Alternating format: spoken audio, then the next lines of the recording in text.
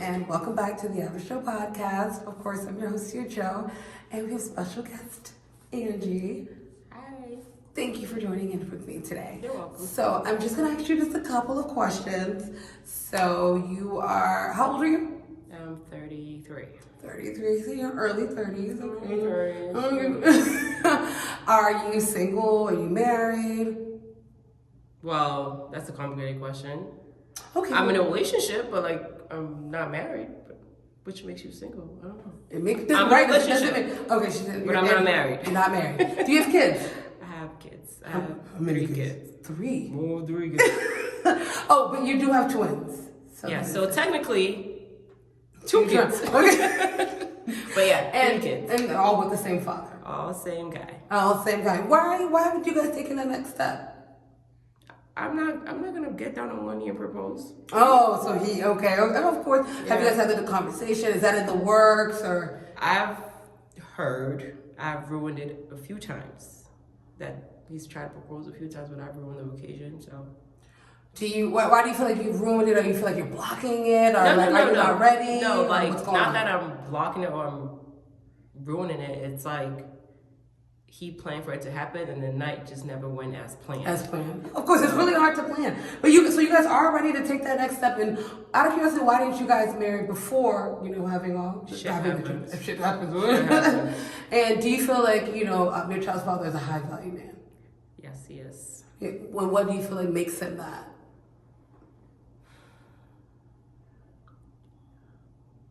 A lot of things. We don't want to get all I don't into want to it. get into it. But it's okay, so he's making good money. He makes good money. He takes care of himself. He has investments. He has a house. He's taking care of the kids. He takes very good care of the You kids. have all boys. All boys. All boys. Maybe Okay. one day I'll get a girl.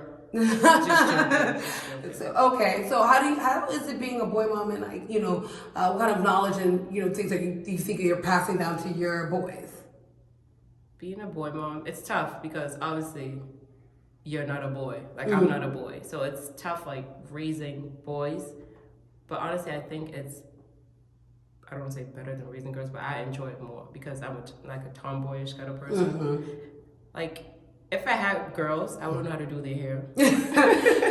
I wouldn't know how to get all nails and stuff. Yeah, you It's not would. me. So works come. Do you feel like you're with the two of you guys, you're going to be able to create some future high value men? I think so because as it is now, they've seen a lot for their little age. They've seen a lot as far as travel and going places.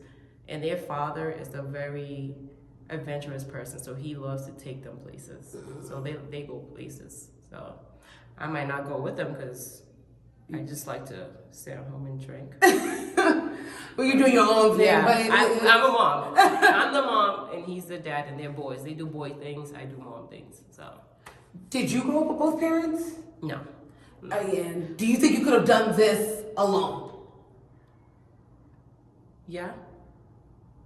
And because I did do it alone at one point. of course, yeah. He lived in Boston. I lived in Texas.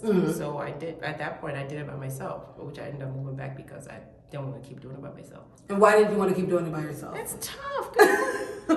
No, but let people know. three men and one little me.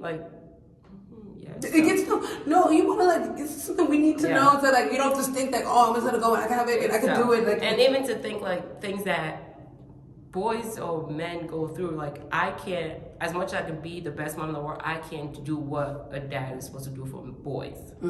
A simple thing as teach him, I've taught my oldest to pee on the toilet by himself, but I can't teach him how to stand up because he sees mommy sitting down. So it's certain things I have to think twice, I gotta move back home to be closer to dad. To do it together, because I'm doing it on my own, but I'm struggling, but I can't do it on my own because you always have to, and you don't have a choice. Yeah. Because once you step up to say you're a mom, you don't have a choice, but it does make it more convenient to have that 2-parent household. Yeah. And also, do you see how much more beneficial it is for your kids than how it was for you growing up?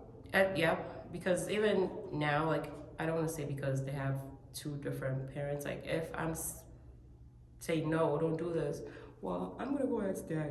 Like, and daddy would always like, oh yes, let's go. So just that, like, it puts joy in my heart. Like they have that option. That option. Or like they know daddy. Like my dad was there. He wasn't in the same home, but like I grew up knowing my dad. But it was more like from afar, a little. From afar, basically. Like he wasn't in. It wasn't the same room, the same house, but like I was always at his house, and I always saw him at my mom's house, but it was never. Exactly. Do you think it could have benefited you more for him to be around, or I see? Okay, compared to my other siblings that did grow up with my dad and their mom.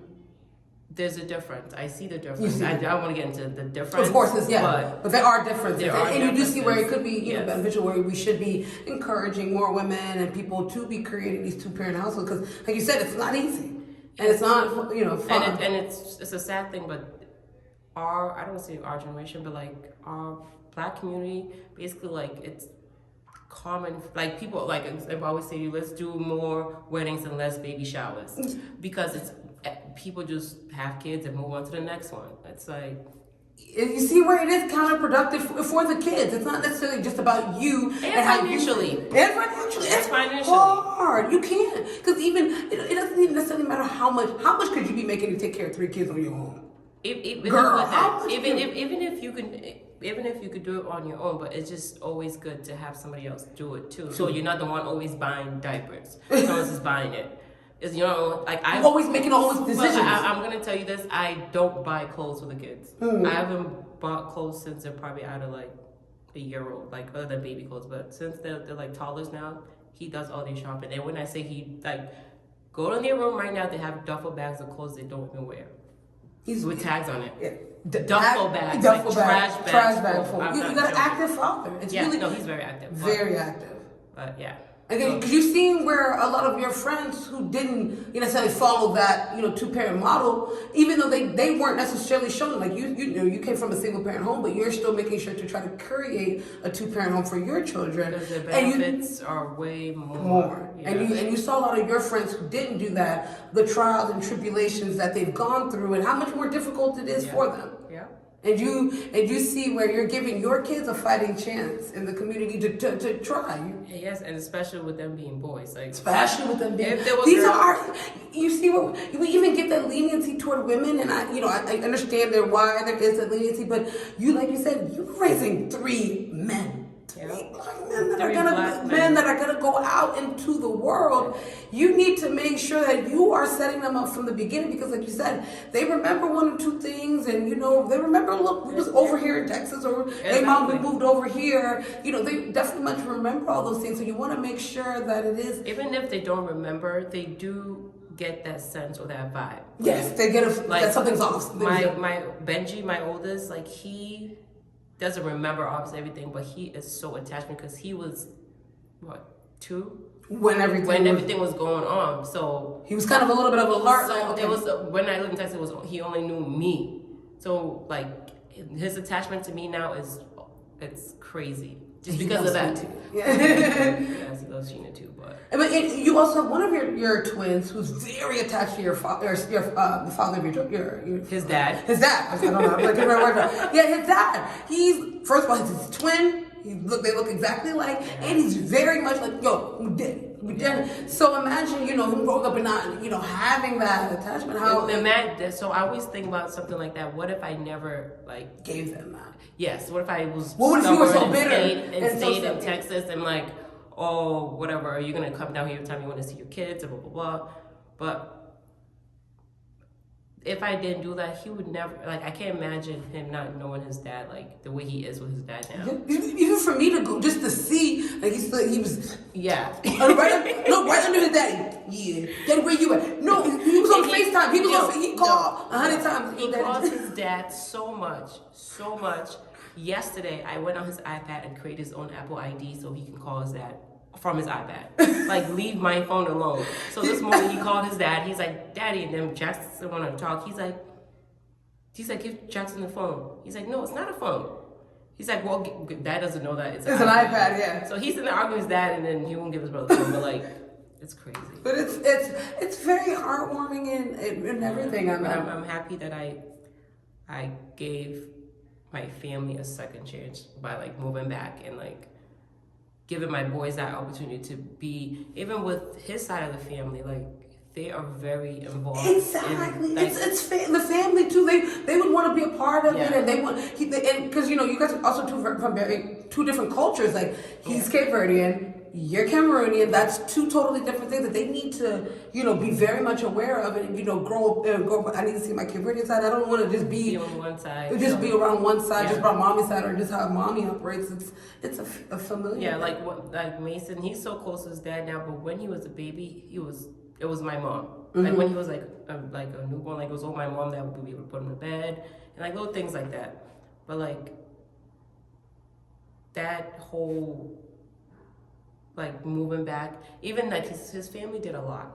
Yeah. So even for me to move back, like his mom and his sister flew down to Texas to help me with the kids to fly back up, and the dad he flew to Texas and drove the U-Haul back up. See, you have from Texas. That's a lot. I just wanted to bring this conversation because I can imagine, first of all, doing that alone, and then the fact that you also had a supportive family. Like, how did you make sure that you vetted out, to make sure you got yourself a good baby daddy?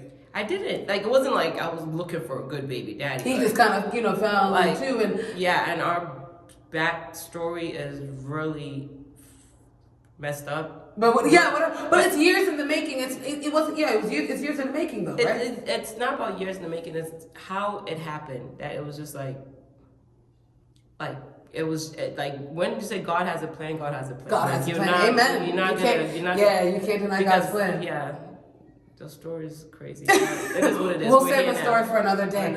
But I want to thank you for being so open and honest with us, and just because this is something we want to share to a lot of other women out there, because you are a high value woman who met a high value man, and you guys did. I don't think we'll also say today you guys were two people who came together to really evolve and grow and become such high value and aspirational people. Because my girl's an IT girl over here. Don't let her be modest and everything. So it's very inspirational. Which was also a lot. A lot. And through school. Going through school with the kids. It's not a lot. It's not easy. But you did it, and you're here. That'll be an episode for another day. But it's a testimony to all. So thank you for tuning in, and stay tuned for more. There'll be more. There will be more. I have a lot of chapters. Yeah, we got.